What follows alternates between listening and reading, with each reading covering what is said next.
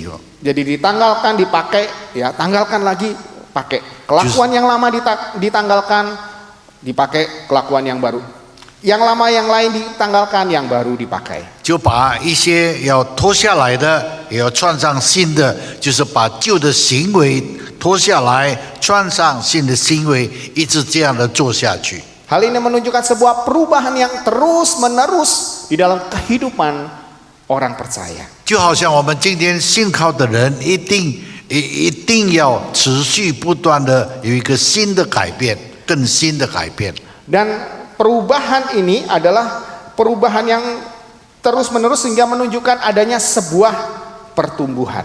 那么在这里给我们看见，继续不断的这个改变，就表示说我们有不断的成长的意思。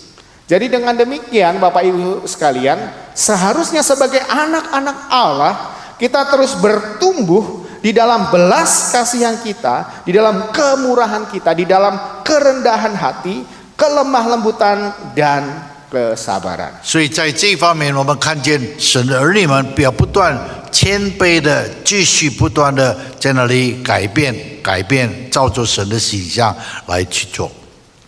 Dan lebih lanjut di bagian ayatnya ke-13, Rasul Paulus mengatakan, sabarlah kamu seorang terhadap yang lain dan ampunilah seorang akan yang lain. Apabila yang seorang menaruh dendam terhadap yang lain. 所以在哥罗西书第3章第13节那里，保罗继续讲下去：倘若这人与那人有谦虚的话，总要彼此包容，彼此饶恕。 Kata apabila yang seseorang menaruh dendam terhadap yang lain, itu punya makna adanya keluhan-keluhan atau tuduhan atau hal-hal yang menyebabkan terjadinya sebuah pertengkaran. 所以呢，那一些不能叫人有这个和平的情况，就是说有很多那一些事情叫我们能够彼此间有谦虚，有很多的争论在里面。 Dalam situasi yang demikian, di mana pertengkaran itu mungkin terjadi, bukankah kita harus belajar untuk lebih sabar dan kita mau mengampuni orang lain? 这就告诉我们说，我们在这样的情况当中，彼此争论之间呢，我们应该有忍耐，要彼此愿意去饶恕别人。 Bapak Ibu sekalian, bukankah bersabar dan mengampuni itu memang kelihatannya adalah hal yang sulit untuk dilakukan. 虽然我们知道忍耐这件事跟饶恕这件事是不容易去做到的， Namun sesungguhnya hal itu bukan hal yang mustahil karena sesungguhnya kita telah mengalaminya. 因为这一些不是说不能去做的事，乃是因为我们都已经领受到，都已经有经验到的。 经验过的事。 Itulah yang Rasul Paulus ingatkan di bagian akhir ayat 13 ini. Rasul Paulus mengatakan, sama seperti Tuhan telah mengampuni kamu, kamu perbuat juga demikian. 所以呢，我们看见保罗接下去就告诉我们说：你们既然知道神已经饶恕你们，你们也应该这样去饶恕别人。 Jadi Bapak Ibu sekalian, semakin besar kesadaran kita tentang dosa-dosa kita, maka makin besar kesadaran kita akan anugerah Allah.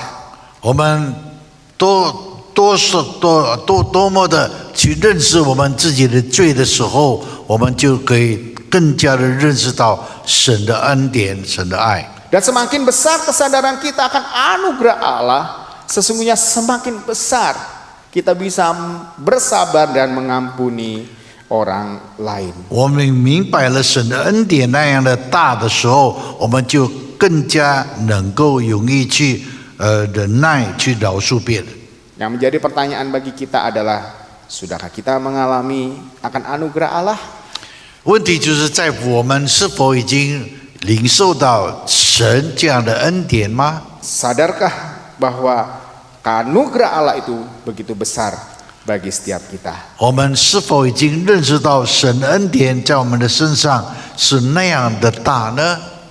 Jika kita telah mengalami anugerah Allah, seharusnya kasih Allah itu boleh mengalir di dalam kehidupan kita. 若是我们已经认识到、接受了神这样的大的恩典的时候，我们应该由这个神的爱流露出来。 Sebagai anak-anak Allah, seharusnya kita serupa dengan Bapa kita yang begitu mengasihi kita. 我们若是成为神的儿女，我们应该像我们的天父那样的爱别人好像爱我们那样。 Jadi ketika kita mengingat status kita, seharusnya kita pun tergerak untuk terus mengasihi sesama kita. 所以我们若是已经清楚认识到我们自己在神面前的地位的时候，我们就会去爱别人。 Hal yang kedua yang menjadi dasar untuk kita bisa menjadi sebuah komunitas kasih adalah kita mengingat akan kasih Kristus. 第二方面，我们要成为一个爱的群体。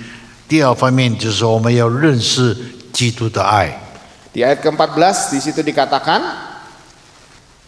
dan atas semuanya itu kenakanlah kasih sebagai pengikat yang mempersatukan dan menyempurnakan. 所以哥罗西书第3章14节那里很清楚告诉我们说，在这一切之外，要存着爱心，爱心就是联络谴责的。 Dikatakan di sini, kenakanlah kasih. Kasih yang bagaimanakah yang dikenakan, yang diminta oleh Paulus? 我们在这里看见保罗要求我们弟兄姐妹们，那个基督的爱是怎么样的爱呢？ Kata kasih yang digunakan itu adalah kasih agape. 那么这个爱就是属于用那个阿嘎贝这个字的爱那 Kita 样。 tidak asing dengan kasih agape ini karena kasih agape ini adalah kasih yang tanpa syarat dan kasih yang siap untuk berkorban. 那么这个阿嘎贝这个爱就是神的爱，是无条件的，是愿意牺牲自己的爱。 Namun bagaimanakah gambaran daripada kasih yang berkorban ini? Bagaimanakah gambaran daripada kasih yang tidak bersyarat ini? 那么我们怎么去明白这个牺牲无条件的爱呢？ Tuhan Yesus di dalam Yohanes pasal 15 ayat 13 berkata demikian. 主耶稣在约翰福音第15章13节这样的告诉我们。 Tidak ada kasih yang lebih besar daripada kasih seseorang yang telah memberikan nyawanya untuk sahabatnya. 人为朋友舍命，人的爱心没有比这个更大的。 Inilah kasih agape, kasih yang rela memberikan, yang bahkan mengorbankan nyawanya kepada orang yang dikasihi, yaitu sahabat-sahabatnya. 这就是阿嘎贝的爱，愿意为他的朋友们牺牲自己，无条件的牺牲自己。 Dan sesungguhnya siapakah yang Tuhan Yesus katakan atau sampaikan di dalam ayat ini? 那么主耶稣是针对着哪一些人来说这句话呢？ Sesungguhnya Tuhan Yesus ingin menunjukkan tentang dirinya sendiri yang memiliki kasih agape. 主耶稣在这里的意思告诉我们说，他是讲到自己方面，他愿意自己为别人牺牲。 Jadi ketika Paulus mengatakan kenakanlah kasih agape, 当保罗说你们要穿上这个阿嘎贝这个爱， kasih yang berkorban, 是牺牲的那个爱。 sesungguhnya Paulus ingin mengatakan kenakanlah kasih daripada Kristus. 其实保罗是说你们要穿上这个基督的爱。 Kenapa kita harus mengenakan kasih Kristus? 为什么我们要穿上基督的爱呢？ Karena kasih manusia itu terbatas, Bapak Ibu sekalian. 因为我们人的爱是有限的， Kasih manusia itu tidak sempurna. 人的爱是不完全的。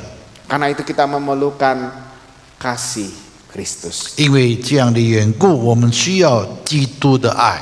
Dan itulah sebabnya Paulus mengatakan kenakanlah kasih sebagai pengikat yang mempersatukan dan yang menyempurnakan. 所以保罗说：“你们要穿上这个爱，来彼此互相联系。 Hanya kasih Kristuslah yang dapat mempersatukan kita dan juga dapat menyempurnakan kehidupan kita. 只有耶稣基督的爱，才能够叫我们合一，叫我们得以完全。 Jadi jika kita ingin menjadi satu komunitas kasih, bukan sekedar kasih dari dunia, tetapi kasih yang berasal daripada Kristus sendiri. 我们若是要有一个这样的群体的爱在的，不是世界的爱，乃是基督耶稣基督的爱乃在那里。 Dan kasih Kristus bukanlah sekedar kasih yang diwujudkan di dalam kata-kata, tetapi sungguh-sungguh dia wujudkan di dalam tindakannya. 所以呢，基督的爱不是单单口里面这样说说罢了而已，乃是在行动上要实行出来。 Tuhan Yesus tidak hanya berkata, "Aku mengasihi engkau," tetapi Tuhan Yesus juga memberikan nyawanya bagi setiap kita. 主耶稣说：“我爱你。”主耶稣也为你舍了他的生命。 Karena itu sebagai komunitas kasih, kita pun harus mewujudkan kasih itu tidak hanya di dalam ucapan kita atau di dalam pengetahuan kita, tetapi juga di dalam tindakan kita. 所以呢，我们讲到这个爱的群体的时候，不是说单单口里面那样的说的爱，或者头脑上的知识方面知道那个爱，乃是在行动上要表现出来。 Tahun ini kita melaksanakan apa yang disebut dengan 40 Do Love. 我们也学习14天那个实行那个爱。 Khususnya di dalam 6 minggu belakangan ini. 在就是过去的6个星期里面，我们所学习的这个爱。 Di dalam kelompok-kelompok kecil kita belajar bagaimana kasih itu bisa kita pahami dan kita pelajari. 在一个小的团体里面，我们就去学习到什么样是真挚的爱在那里。 Namun tidak berhenti hanya di dalam memahami saja. 但是不是说单单我们知道而已就停下来？ Adakah kita juga melakukan kasih itu? 我们也应该在生活上去实行出来。 Ada proyek-proyek yang ditugaskan kepada kelompok-kelompok kita, adakah kita melakukannya? 我们有许多我们应该去做的事，已经分给你们了，你们应该去做。 Kita tidak hanya belajar, tetapi kita juga harus melakukan kasih itu. 我们不但要学习这个爱，并且要实行这个爱在生活上。 Beberapa bulan belakangan ini kita melakukan apa yang disebut dengan midweek prayer and worship. 我们在过去的时间里面，就是在我们礼拜一个星期中间有一个特别的赞美祷告会。 Setelah pandemi ya, kita beribadah doa hanya lewat Zoom saja, online saja. Tapi mulai beberapa bulan yang lalu kita sebulan sekali di Selasa yang pertama kita mengadakan persekutuan doa ini. 我们除了疫情那个时候是用线上的崇拜，然后在疫情之后，我们在第2个礼拜2的时候呢，每一个礼拜2的时候要举行这个赞美祷告会。 Di dalam persekutuan doa ini kita tidak hanya menyembah Tuhan, menunjukkan kasih kita kepada Allah, tetapi kita mau wujudkan kasih kita kepada sesama dengan kita saling mendoakan satu dengan yang lainnya. 我们不但在这个崇拜的时候要用我们的爱来爱我们的神，同时也接着祷告，跟弟兄姐妹们来分享神的爱。 Kita mendoakan gereja kita. 我们为着教会祷告， Kita mendoakan jemaat yang sedang bergumul. 我们为着有难处的弟兄姐妹们祷告。 Di gambar ini adalah yang didoakan yang dua ini ya, yang pakai baju garis-garis dan baju biru. Mereka ini adalah 2 anak Sumba yang sedang belajar di Bandung. 我们看见这2位在图片里面的2个人是在苏巴来到印尼来到万隆的那2位弟兄。 Di bawah bimbingan penatua Hendrikus, mereka belajar di Bandung supaya nantinya mereka boleh kembali ke Sumba, supaya mereka boleh menjadi berkat buat masyarakat di sana. 在汉中基传道的引导的之下，他们在这里学习，然后他们再回到苏巴那个地方来跟弟兄姐妹们在那里分享。 Dari daerah mereka datang ke Bandung itu bukan satu hal yang mudah, mereka harus beradaptasi.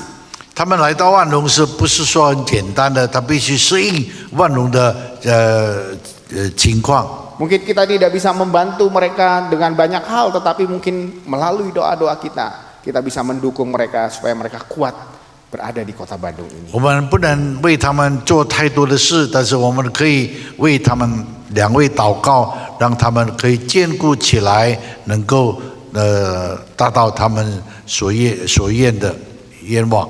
Dan banyak hal yang masih bisa kita doakan. Saya mengundang Bapak Ibu sekalian boleh ikut.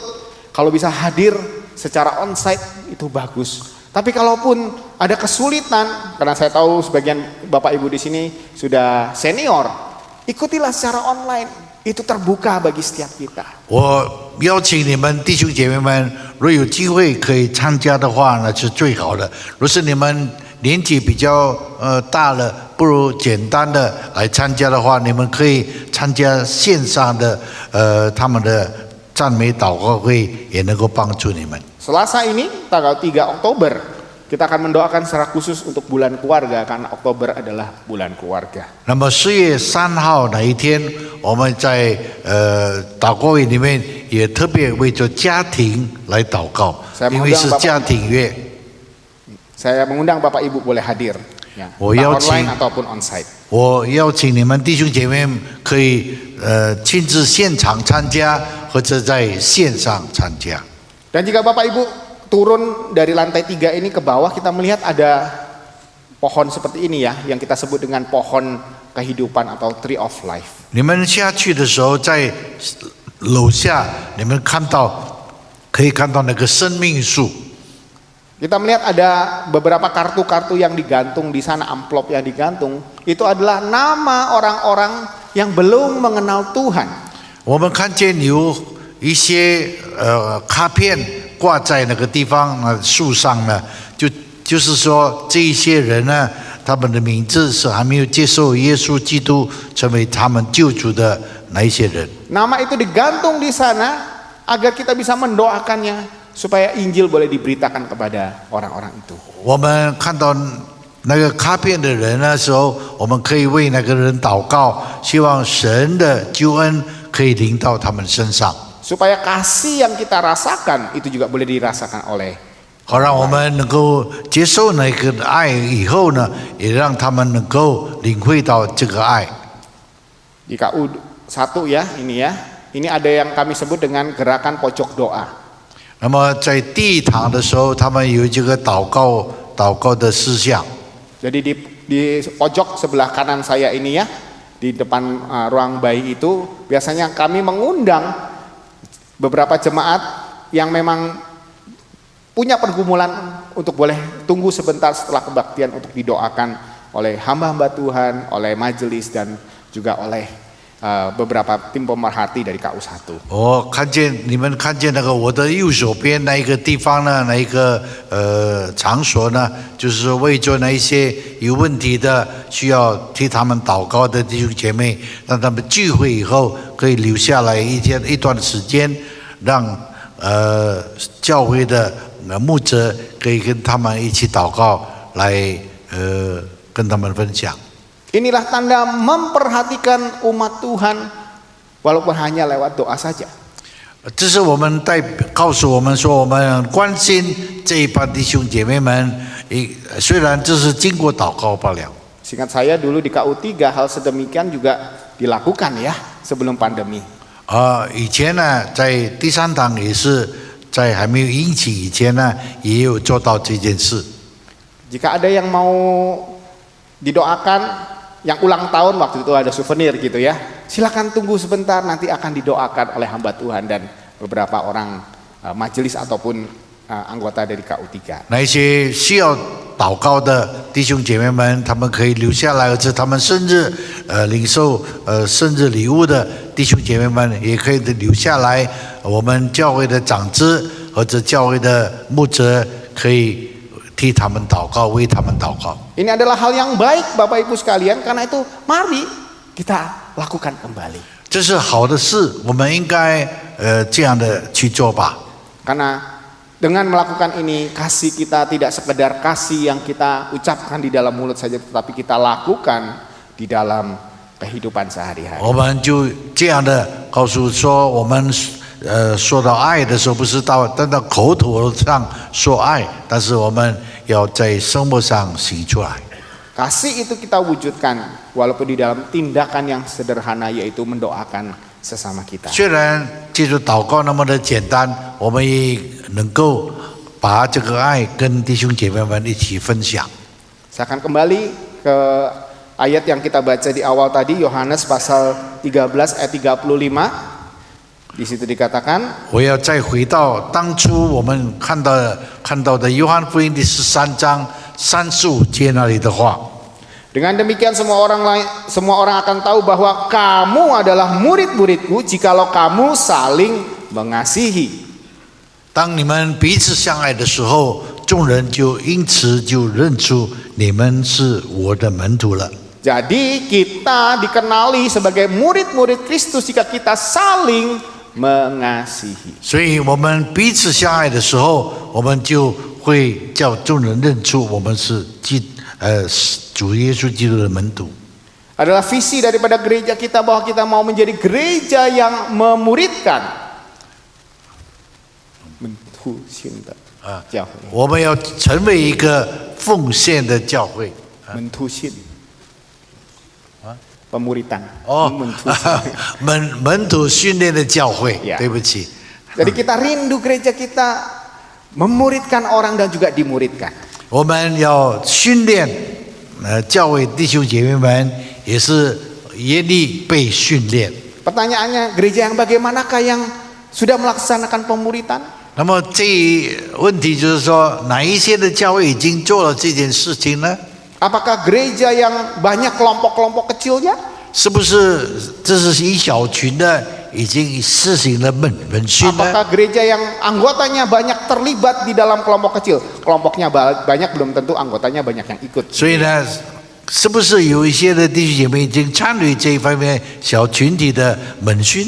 Semua itu baik jika pemuritan dilakukan dalam kelompok kecil karena kelompok kecil itu adalah cara yang paling efektif supaya pemuritan terjadi. 那么虽然有小群方面已经有参与这个门训，这是好的一件事情，因为这个门训小群的可以发展。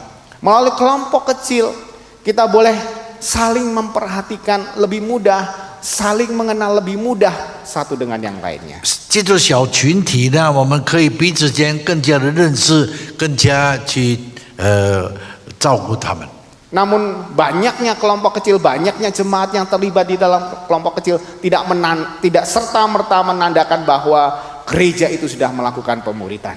不是说有很多的小群体已经做了这件事情，就代表教会已经做好了这个门训的训练。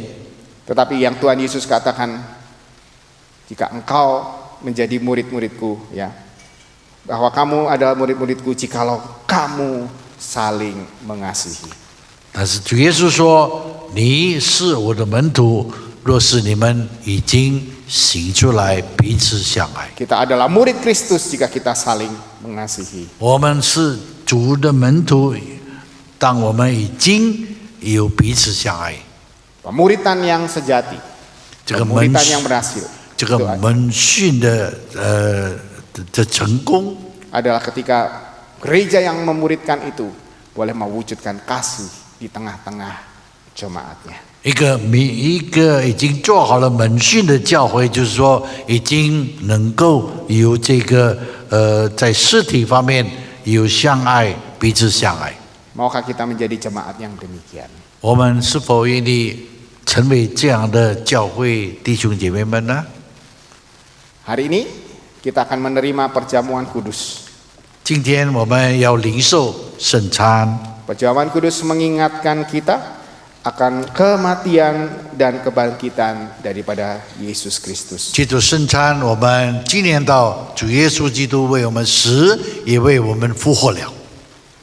Kematian dan kebangkitannya juga mengingatkan kepada kita akan kasih-Nya. 在主耶稣基督的受死跟复活里，叫我们去纪念主耶稣基督的爱。 Dan kasih-Nya lah yang menyatukan kita di dalam gerejanya sebagai satu komunitas kasih. 那借着这个爱，也叫我们看见教会就是由这个爱来联系成立的。 Kolose 3 ayat 15 Tuhan Paulus mengatakan, hendaklah damai sejahtera Kristus memerintah di dalam hatimu, karena untuk itulah kamu telah dipanggil menjadi satu tubuh, dan bersyukurlah. 刚才哥林多前书第3章15节已经告诉我们说，你们倘若这人与那人有奸隙，你要彼此宽容，彼此饶恕，就怎样饶恕你们，你们也要怎样饶恕人。这一切存着爱心，爱心就是联络谴责的。 Bapak Ibu sekalian, ketika kita menerima perjamuan kudus, ingatlah kita sudah disatukan di dalam tubuhnya. 当我们领受圣餐的时候，我们要记得，我们是已经联合在一起的一个群体。 Dan sebagai tubuh Kristus, marilah kita saling mengasihi. 让我们都成为基督的肢体，让我们彼此相爱。 Dan di dalam kasih Tuhan, mari kita bersyukur bersama. 在主的爱里面，我们一起在神面前献上我们的感恩跟赞美。